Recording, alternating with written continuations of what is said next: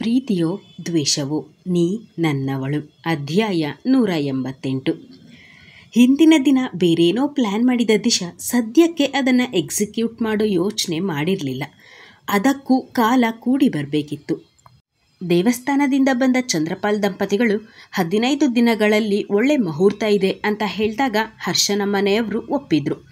ಎರಡೂ ಕಡೆ ಹೆಚ್ಚಿನ ಬಳಗ ಇಲ್ಲದೆ ಇದ್ದಿದ್ದರಿಂದ ತುಂಬ ಹತ್ತಿರದವರು ಅಂತಂದರೂ ಕೂಡ 50 ಜನ ಅಷ್ಟೇ ಆಗ್ತಾ ಇದ್ದಿದ್ದು. ಹಾಗಾಗಿ ಮದುವೆ ಕಾರ್ಯಕ್ರಮವನ್ನೆಲ್ಲ ದುಷ್ಯಂತ್ನ ಫಾರ್ಮ್ ಹೌಸ್ನಲ್ಲಿ ಮಾಡೋ ನಿರ್ಧಾರ ಮಾಡಿದರು. ಕಾವ್ಯ ಗರ್ಭಿಣಿ ಆಗ್ತಾ ಇರೋ ವಿಷಯ ತಿಳಿದ ನಂತರ ಸೌರಭ್ ಕೆಲಸಕ್ಕೆ ಕಳಿಸೋದು ಬೇಡ ಅಂತ ನಿರ್ಧಾರ ಮಾಡಿದ್ದ. ಆದರೆ ಕಾವ್ಯ ಕೇಳಬೇಕಲ್ಲ. ಸೀನಿಯರ್, ನಂಗೆ ಮನೆಯಲ್ಲಿದ್ದು ನಿಜಕ್ಕೂ ಬೋರ್ ಆಗತ್ತೆ. ಅಲ್ಲಿ ಧೃತಿ ಇರ್ತಾಳಲ್ವಾ, ಪ್ಲೀಸ್ ಕೆಲ್ಸಕ್ಕೆ ಹೋಗ್ತೀನಿ. ನನಗೆ ಅಕಸ್ಮಾತ್ ಸುಸ್ತು ಅಂತ ಏನಾದರೂ ಅನಿಸಿದ್ರೆ ನಿಜವಾಗ್ಲೂ ಮನೆಗೆ ಬರ್ತೀನಿ ಅಂತ ಕೇಳ್ಕೊಂಡಿದ್ಲು. ಅವಳ ಮುದ್ದು ಮುದ್ದು ಮಾತಿಗೆ ಮನಸೋತ ಸೌರಭ್ ಒಪ್ಪಿಗೆ ನೀಡಿದ್ದ. ಅಂತೆಯೇ ಆಫೀಸ್ಗೆ ಬಂದಿದ್ಲು ಕಾವ್ಯ. ಅವಳನ್ನು ಕಂಡ ಧೃತಿ ಮಾತಾಡ್ಸೋಕೆ ಬಂದಿದ್ಲು. ಕಂಗ್ರಾಟ್ಸ್ ಕಾವ್ಯ, ಅಂತೂ ನನ್ನನ್ನು ಚಿಕ್ಕಮ್ಮನ ಮಾಡ್ತಾ ಇದೀಯಾ ಅಂತ ಖುಷಿ ಪಟ್ಲಾದರೂ ಅವಳು ಕೂಡ ಸೌರಭ್ನಂತೆ ಆಫೀಸ್ಗೆ ಯಾಕೆ ಬಂದೆ, ಮನೆಯಲ್ಲೇ ಇದ್ದು ರೆಸ್ಟ್ ಮಾಡ್ಬೋದಿತ್ತಲ್ವಾ ಅಂತ ಹೇಳಿದಾಗ ಮನೆಯಲ್ಲಿ ತುಂಬ ಬೋರ್ ಆಗತ್ತೆ ಧೃತಿ ಅಂತ ಹೇಳಿದ್ಲು. ಸರಿ, ಹಾಗಾದರೆ ಇನ್ಮುಂದೆ ನೀನು ಕೂತ್ಕೊಂಡೇ ಕೆಲಸ ಮಾಡಬೇಕು, ಹೆಚ್ಚು ಎದ್ದು ಓಡಾಡೋ ಹಾಗಿಲ್ಲ ಅಂತ ತಾಕೀತು ಮಾಡಿದ್ಲು ಧೃತಿ. ಕಾವ್ಯ ಕೂಡ ಖುಷಿಯಾಗೆ ಒಪ್ಕೊಂಡ್ಳು. ದಿನಗಳು ನಿಮಿಷಗಳಂತೆ ಸಾಗ್ತಾ ಇದ್ವು. ಚಾರ್ವಿ ಮತ್ತು ಹರ್ಷನ ಮದುವೆಗೆ ಬಟ್ಟೆ ತೆಗೆಯೋಕೆ ಹೋಗಿದ್ರು ಎಲ್ಲರೂ. ನೋಡಿದ ತಕ್ಷಣ ಇಷ್ಟ ಆಗಿದ್ದ ತಾವರೆ ಹೂವಿನ ಬಣ್ಣದ ಸೀರೆಯೊಂದನ್ನು ಆರಿಸಿದ್ದ ದುಷ್ಯಂತ್ ತನ್ನ ಮಡದಿಗಾಗಿ. ನಂತರ ಎಲ್ಲ ಹೆಣ್ಣು ಮಕ್ಕಳು ಸೀರೆ ಕಡೆ ಹೋದರೆ ಗಂಡಸರೆಲ್ಲ ಪಂಚೆ, ಶರ್ಟ್, ಸೂಟ್, ಜುಬ್ಬ ನೋಡೋಕೆ ಅಂತ ಹೋದರು. ಸಂಜೆ 4 ಹೊತ್ತಿಗೆ ಬಟ್ಟೆ ಶಾಪಿಂಗ್ ಆಗಿತ್ತು. ಸಿಕ್ಕ ಗ್ಯಾಪಲ್ಲಿ ಹರ್ಷ ಮತ್ತು ಚಾರ್ವಿ ಮುತ್ತುಗಳ ವಿನಿಮಯ ಮಾಡಿಕೊಂಡಿದ್ರು. ಊಟ ಮುಗಿಸಿದ ನಂತರ ಜ್ಯುವೆಲರಿ ಶಾಪಿಂಗ್ ಮಾಡೋಕೆ ಹೋದರು. ಚಾರ್ವಿಗೆ ತವ್ರ ಮನೆಯಿಂದ ಅಂತ 1 ಸೆಟ್ ನೆಕ್ಲೆಸ್, 4 ಜೊತೆ ಜುಮ್ಕಿಗಳು, 4 ಬಳೆಗಳು, 2 ಉಂಗುರ ತೆಗೆದ್ರು. ಅವಳಿಗೆ ಅಷ್ಟು ಒಡವೆಗಳನ್ನು ಕಂಡು ಕಣ್ಣಲ್ಲಿ ನೀರು ಬಂತು. ಚಾರು, ಯಾಕಳೋದು? ಈಗ ನಿನಗೆ ನನ್ನ ಮನೆಯೇ ತವರು. ನೀನು ಈ ಥರ ಅತ್ತರೆ ನಂಗೆ ಬೇಸರ ಆಗೋದಿಲ್ವಾ ಅಂತ ಸಮಾಧಾನ ಮಾಡಿದವರು, ನೀನು ಮತ್ತು ಹರ್ಷ ಇಬ್ಬರು ಹೋಗಿ ಮಾಂಗಲ್ಯ ಚೈನ್ ಸೆಲೆಕ್ಟ್ ಮಾಡಿ ಅಂತ ಕಳಿಸಿದ್ರು ಗುಣಶೀಲ. ದುಷ್ಯಂತ್ ಅಲ್ಲಿಗೆ ಬಂದವನು ತನ್ನವಳನ್ನು ನಿಲ್ಲಿಸಿ ಅವಳ ಕಾಲಿಗೆ ಚೈನ್ ಹಾಕ್ದ. ತುಂಬ ದಿನಗಳಿಂದ ಅವಳ ಕಾಲುಗಳಿಗೆ ಸುಂದರವಾದ ಕಾಲ್ಗೆಜ್ಜೆ ಹಾಕಬೇಕು ಅಂತ ಅಂದ್ಕೊಂಡಿದ್ದ. ಈಗ ಕಾಲ ಕೂಡಿ ಬಂದಿತ್ತು. ಥ್ಯಾಂಕ್ಸ್ ರೀ ಅಂತ ಅವಳು ಅಪ್ಪಿದ್ರೆ ಅವಳ ನೆತ್ತಿಗೆ ಮುತ್ತಿಟ್ಟ ದುಷ್ಯಂತ್. ಅಲ್ಲಿದ್ದವರೆಲ್ಲರೂ ಇವರ ಪ್ರೀತಿಯ ನೋಡಿ ಚಪ್ಪಾಳೆ ತಟ್ಟಿದ್ರೆ ಮತ್ತು ಕೆಲವರಿಗೆ ಇಂತಹ ಸಂಗಾತಿ ಸಿಗಬೇಕು ಅಂತ ಅಲ್ಲಿದ್ದ ನವ ಯುವಕ ಯುವತಿಯರಿಗೆ ಮಾದರಿಯಾಗಿದ್ದರು ದುಷ್ಯಂತ್ ದಂಪತಿಗಳು. ಹರ್ಷ ಮತ್ತು ಚಾರ್ವಿ ಇಬ್ಬರು ಸೇರಿ ಮಾಂಗಲ್ಯ ಸರವೊಂದನ್ನು ಸೆಲೆಕ್ಟ್ ಮಾಡಿದರು.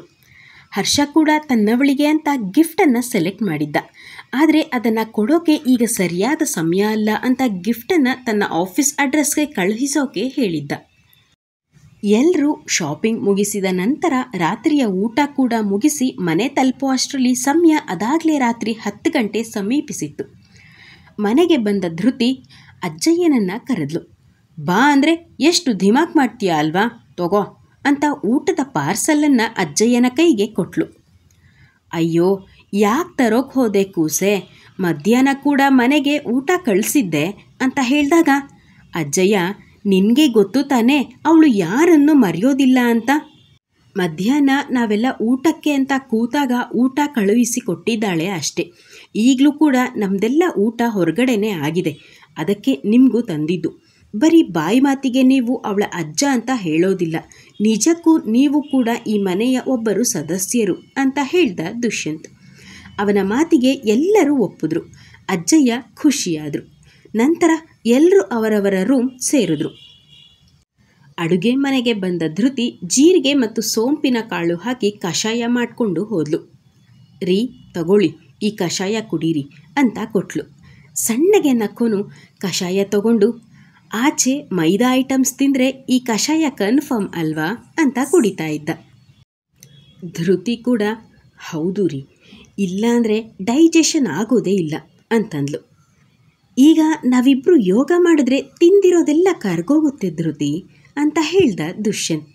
ವಾಟ್, ಯೋಗನಾ? ಅದು ಇಷ್ಟೊತ್ತಲ್ಲಿ? ನಿಮಗೆಲ್ಲೋ ತಲೆ ಕೆಟ್ಟಿದೆ ಅಷ್ಟೇ. ರಾತ್ರಿ ಹೊತ್ತು ಯಾರಾದರೂ ಯೋಗ ಮಾಡ್ತಾರಾ? ಸಂಜೆ ಅಂದಿದ್ರು ಓಕೆ, ಬಟ್ ನೈಟಲ್ಲಿ ಇಂಪಾಸಿಬಲ್ ಅಂತಂದ್ಲು. ನೀನು ಓಕೆ ಅನ್ನೋ ಧೃತಿ, ವಿತ್ ಡೆಮೋ ಯೋಗ ಮಾಡೋದನ್ನು ತೋರಿಸ್ತೀನಿ ಅಂತಂದ. ಈಗ ನನಗೆ ಯೋಗ ನೋಡೋಕ್ಕೂ ಅಥವಾ ಮಾಡೋಕ್ಕೂ ಮೂಡಿಲ್ಲ ರೀ, ನಾನು ಮಲಗ್ತೀನಿ ಅಂತಂದಾಗ ಅವಳನ್ನು ತನ್ನ ಮೇಲೆ ಹೇಳ್ಕೊಂಡ ದುಷ್ಯಂತ್ ಅವಳ ಅಧರಗಳನ್ನು ಮೃದುವಾಗಿ ಬಂಧಿಸ್ದ. ತನ್ನವನ ಮುತ್ತಿಗೆ ಕರಗ್ತಾ ಇದ್ದ ಧೃತಿ ಅವನ ಶೃಂಗಾರದಾಟಕ್ಕೆ ಸಹಕರಿಸಿದ್ಲು. ಅವನ ಎದೆ ಮೇಲೆ ತಲೆ ಇಟ್ಟಾಗ ಯೋಗ ಚೆನ್ನಾಗಿತ್ತಾ ಅಂತ ಅಂದಾಗಲೇ ಅವಳಿಗೂ ಅರಿವಾಗಿದ್ದು. ರೀ ಅಂತ ಅವನ ಎದೆಗೆ ಪಟಪಟ ಅಂತ ಬಡಿದು ಪುಟ್ಟ ಮುತ್ತಿಟ್ಟು ನಿದ್ದೆಗೆ ಜಾರದ್ಲು. ಅದೇನೋ ಅವನನ್ನು ಒಪ್ಪಿದಾಗಿನಿಂದನೂ ಅವನ ಎದೆಗೂಡಲ್ಲಿ ನೆಮ್ಮದಿ ಕಂಡಿದ್ಲು. ಅವನಿಲ್ಲದೆ ನಿದ್ದೆಯೇ ಬಾರದು ಅವಳಿಗೆ. ಅವನಿಗೂ ಅಷ್ಟೇ, ತನ್ನವಳ ಸನಿಹ ಇಲ್ಲದೆ ನಿದಿರೆ ಮುನಿಸಿಕೊಂಡಂತೆ. ದಿನಗಳು ನಿಮಿಷಗಳಾಗಿ ಕಳೆದು ಅಂದು ರಾಜವಂಶಿ ಸದಸ್ಯರೆಲ್ಲರೂ ದುಷ್ಯಂತ್ನ ಫಾರ್ಮ್ ಹೌಸ್ಗೆ ತೆರಳಿದರು. ಮದುವೆಯ ಪ್ರತಿಯೊಂದು ಕೆಲಸವನ್ನು ಈವೆಂಟ್ ಮ್ಯಾನೇಜ್ಮೆಂಟ್ಗೆ ವಹಿಸಿದ್ರಿಂದ ಎಲ್ಲರೂ ಖುಷಿಯಾಗಿ ತಯಾರಾಗಿ ಓಡಾಡ್ಕೊಂಡಿದ್ರು.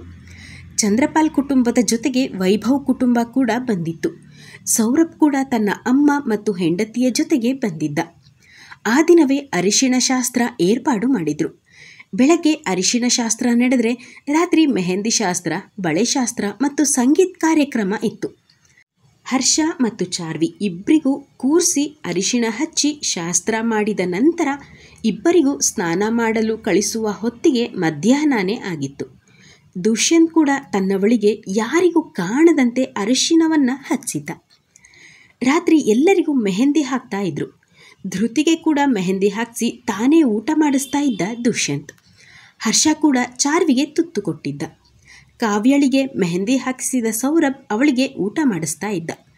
ಇದನ್ನು ನೋಡ್ತಾ ಇದ್ದ ಚಂದ್ರಪಾಲ್ ದಂಪತಿಗಳು, ಮಹದೇವ್ ದಂಪತಿಗಳು ಮತ್ತು ಜ್ಯೋತಿ ಅವರಿಗೆ ಜೀವನ ಸಾರ್ಥಕತೆ ಮೂಡಿತ್ತು. ಸಂಗೀತ ಕಾರ್ಯಕ್ರಮದಲ್ಲಿ ಎಲ್ಲ ಜೋಡಿಗಳು ಬಂದು ಡ್ಯಾನ್ಸ್ ಮಾಡೋಕ್ಕೆ ಶುರು ಮಾಡಿದ್ರು. ಮೊದಲಿಗೆ ದುಷ್ಯಂತ್ ಮತ್ತು ಧೃತಿ ಇಬ್ಬರು ನನ್ನ ಕಥೆ ನಿನ್ನ ಜೊತೆ ಒಂದೊಂದು ಸಾಲು ಜೀವಿಸಿದೆ ಅಂತ ಡ್ಯಾನ್ಸ್ ಮಾಡಿದ್ರೆ ಎಲ್ಲರೂ ಹೋ ಅಂತ ಕಿರುಚಿ ಚಿಯರ್ ಅಪ್ ಮಾಡಿದ್ರು. ಹರ್ಷ ಮತ್ತು ಚಾರ್ವಿ ಸ್ಟೇಜ್ ಮೇಲೆ ಬಂದು ಉಪವಾಸ ಈ ಕಣ್ಣಿಗೆ ನೀ ಚೂರು ಮರೆಯಾದರೆ ವನವಾಸ ಈ ಕಣ್ಣಿಗೆ ಹಾಡಿಗೆ ಡ್ಯಾನ್ಸ್ ಮಾಡಿದ್ರು. ತುಂಬ ದಿನಗಳಿಂದ ತನ್ನವಳಿಂದ ದೂರ ಸರಿದಿದ್ದನಲ್ಲ, ಹಾಗಾಗಿ. ಸೌರಭ್ ಮತ್ತು ಕಾವ್ಯ ಸ್ಟೇಜ್ಗೆ ಬಂದು ಕಾವ್ಯ ಕಾವ್ಯ ಅಮೃತ ಉಣಿಸು ಮಾನವನೆದೆಗೆ ಅಂತ ಅವಳದೇ ಹಾಡನ್ನು ಹೇಳಿ ಅವಳನ್ನು ಸುತ್ತುವರೆದಿದ್ದ. ಕೈ ಹಿಡಿದು ಸಣ್ಣ ಸ್ಟೆಪ್ ಕೂಡ ಹಾಕ್ದ, ಯಾಕಂದರೆ ಅವಳು ಗರ್ಭಿಣಿ ಅಂತ. ಮಹಾದೇವ್ಜಿಯೋಡಿ ಬಂದು ಮೆಲ್ಲು ಸಿರೆ ಸವಿಗಾನ ಎದೆ ಜಲ್ಲನೆ ಹೂವಿನ ತಾಣ ಅಂತ ಡ್ಯಾನ್ಸ್ ಮಾಡಿದ್ರೆ ಯುವಕರೆಲ್ಲ ನಾಚಿದ್ರು. ಅವರ ಡ್ಯಾನ್ಸ್ಗೆ ಅಷ್ಟು ಎಕ್ಸ್ಪ್ರೆಷನ್ ತುಂಬಿ ಡ್ಯಾನ್ಸ್ ಮಾಡಿದರು. ಕೊನೆಗೆ ಬಂದ ಚಂದ್ರಪಾಲ್ ದಂಪತಿಗಳು ನೀರ ಬಿಟ್ಟು ನೆಲದ ಮೇಲೆ ದೋಣಿ ಸಾಗದು, ನೆಲವ ಬಿಟ್ಟು ಬಂಡಿ ಮೇಲೆ ದೋಣಿ ಹೋಗದು, ನನ್ನ ಬಿಟ್ಟು ನಿನ್ನ, ನಿನ್ನ ಬಿಟ್ಟು ನನ್ನ, ಜೀವನ ಸಾಗದು ಅಂತ ಕೈ ಕೈ ಹಿಡಿದು ಡ್ಯಾನ್ಸ್ ಮಾಡಲು ಬಾಕಿಯಾದ ಜೋಡಿಗಳೆಲ್ಲ ಅವರನ್ನು ಸುತ್ತುವರೆದು ಜೇನಿನ ಗೂಡು ನಾವೆಲ್ಲ ಬೇರೆಯಾದರೆ ಜೇನಿಲ್ಲ ಅಂತ ಸುತ್ತುವರೆದ್ರು. ಅವರ ಬಾಂಧವ್ಯವನ್ನು ಅಲ್ಲಿದ್ದವರೆಲ್ಲರೂ ನೋಡಿ ಕಣ್ತುಂಬಿಕೊಂಡ್ರು. ವಿಡಿಯೋಗ್ರಾಫರ್ ಹತ್ರ ವಿಡಿಯೋ ಮತ್ತು ಫೋಟೋಗಳು ಸೆರೆಯಾದವು. ಮಾರನೇ ದಿನ ಬೆಳಗ್ಗೆ ಎಲ್ಲರೂ ಬೇಗ ಎದ್ದಿದ್ರು. ಹರ್ಷ ಮತ್ತು ಚಾರ್ವಿ ಇಬ್ಬರ ಮದುವೆ. ಚಾರ್ವಿಯನ್ನು ಪಾರ್ಲರ್ನವರು ಮೇಕಪ್ ಮಾಡ್ತಾ ಇದ್ರೆ ಅವಳು ದಂತದ ಗೊಂಬೆಯಂತೆ ಕಾಣ್ತಾ ಇದ್ಲು. ಧೃತಿ ಮತ್ತು ದುಷ್ಯಂತ್ ಇಬ್ಬರು ರೆಡಿ ಆಗ್ತಾ ಇದ್ರು. ರೀ, ಈ ನೆರಿಗೆ ಕೂರ್ತಾ ಇಲ್ಲ, ಸ್ವಲ್ಪ ಹಿಡೀರಿ ಅಂತ ಹೇಳಿದ ಧೃತಿಯ ಮುಂದೆ ಕೂತ ದುಷ್ಯಂತ್, ಮದುವೆಯಾದ ನಂತರ ಎಲ್ಲ ಗಂಡಸರ ಹಣೆ ಬರಹನೂ ಅಷ್ಟೇ ಕಣೆ, ಒಂದು ಕಂಪನಿ ಬಾಸ್ ನಾನು, ಆದರೂ ಹೆಂಡತಿ ಮುಂದೆ ಮಂಡಿಯೂರಿ ನರಿಗೆ ಹಿಡಿಯುವ ಪರಿಸ್ಥಿತಿ ಬಂತು ಅಂತ ನಾಟಕೀಯವಾಗಿ ಹೇಳ್ದ. ಅವನ ವರಸೆಯನ್ನು ತಿಳಿದಿದ್ದ ಧೃತಿ, ಬಾಸ್ ಆದ್ರೇನು ಮಿಸ್ಟರ್ ದುರ್ಹಂಕಾರಿ, ನೀವು ಕೂಡ ನಿಮ್ಮ ಹೆಂಡತಿಗೆ ಗಂಡನೇ ಅನ್ನೋದು ನೆನಪಿನಲ್ಲಿರಲಿ. ಈಗ ಡ್ರಾಮಾ ಮುಗ್ದಿದ್ರೆ ಬೇಗ ಬೇಗ ನೆರಿಗೆ ಹಿಡಿದು ನಡೀರಿ ಅಂತ ಗದರಿದಾಗ ಪೆಚ್ಚು ಮುಖ ಮಾಡಿಕೊಂಡ ದುಷ್ಯಂತ್. ನೆರಿಗೆ ಹಿಡಿದು ಎದ್ದ ನಂತರ ತನ್ನವಳ ಸೊಂಟ ಬಳಸಿ ತನ್ನತ್ತ ಎಳ್ಕೊಂಡ ದುಷ್ಯಂತ್. ಏನು ಹನಿ, ತುಂಬ ರೋಪ್ ಹಾಕ್ತಾ ಇದೆಯಾ? ನಾನು ಫಾರ್ಮ್ಗೆ ಬಂದರೆ ನೀನು ಬೆಕ್ಕಿರ ಮರಿ ಆಗ್ತೀಯಾ ಅನ್ನೋದು ನೆನಪಿನಲ್ಲಿರಲಿ ಅಂತ ತುಂಟತನದಿ ಹೇಳಿದವನ ಅಧರಗಳು ಅವಳ ಕೊರಳ ಬಳಿ ಮುತ್ತಿಡ್ತಾ ಇದ್ವು. ಅವನ ಮಾತಿಗೆ ಧೃತಿಯ ಕೆನ್ನೆಗಳು ಕೆಂಪಾದವು. ರೀ, ಸಾಕು ಮಾಡಿ ನಿಮ್ಮ ತುಂಟತನವನ್ನು. ಮದುವೆ ಇರೋದು ಚಾರ್ವಿ ಮತ್ತು ಹರ್ಷ ಅಣ್ಣನದ್ದು. ನೀವು ಈ ಥರ ಆಡ್ತಾ ಇದ್ರೆ ಅಲ್ಲಿ ಮದುವೆನೇ ಮುಗ್ದು ಹೋಗತ್ತೆ ಅಂತ ಧೃತಿ ಹುಸಿ ಕೋಪದಲ್ಲಿ ನಟಿಸುತ್ತಾ ಹೇಳಿದ್ಲು. ಈಗ ನಿನ್ನ ಬಿಡ್ತಾ ಇದ್ದೀನಿ ಧ್ರುವ್, ಆದರೆ ರಾತ್ರಿ ಸಿಗ್ತೀಯಲ್ಲ, ಆಗ ನಿನ್ನನ್ನು ನೋಡ್ಕೋತೀನಿ, ನೋಡ್ಕೊಳ್ದೆ ಬಿಡೋದೇ ಇಲ್ಲ ಅಂತ ಹೇಳಿ ಹೊರಗೆ ನಡೆದ. ಅವನೋದ ನಂತರ ನಸುನಕ್ಕ ಧೃತಿ ರೆಡಿಯಾಗಿ ತಾನು ಕೂಡ ಮಂಟಪದ ಹತ್ರ ಬಂದು ಬಾಕಿಯಾದ ಕೆಲಸಗಳನ್ನು ನೋಡುತ್ತಾ ಓಡಾಡ್ಕೊಂಡಿದ್ಲು. ಮುಂದಿನ ಸಂಚಿಕೆಯಲ್ಲಿ ಹರ್ಷ ಮತ್ತು ಚಾರ್ವಿ ಮದುವೆ. ಎಲ್ಲರೂ ತಪ್ಪದೆ ಕಮೆಂಟ್ ಅನ್ನೋ ಉಡುಗೊರೆಗಳನ್ನು ತನ್ನಿ, ಆಯಿತಾ? ಹಾಗೆ ನಿಮ್ಮ ಅನಿಸಿಕೆ ಮತ್ತು ಅಭಿಪ್ರಾಯಗಳನ್ನು ಮರೆಯದೆ ಕಮೆಂಟ್ ಮಾಡಿ, ಲೈಕ್ ಕೊಟ್ಟು ಕಥೆಯನ್ನು ನಿಮ್ಮ ಕುಟುಂಬದ ಸದಸ್ಯರಿಗೂ ಮತ್ತು ಸ್ನೇಹಿತರಿಗೂ ಶೇರ್ ಮಾಡುವುದರ ಮೂಲಕ ನಮ್ಮನ್ನು ಪ್ರೋತ್ಸಾಹಿಸಿ. ಕಥೆ ಮುಂದುವರಿಯುತ್ತೆ. ಧನ್ಯವಾದಗಳು.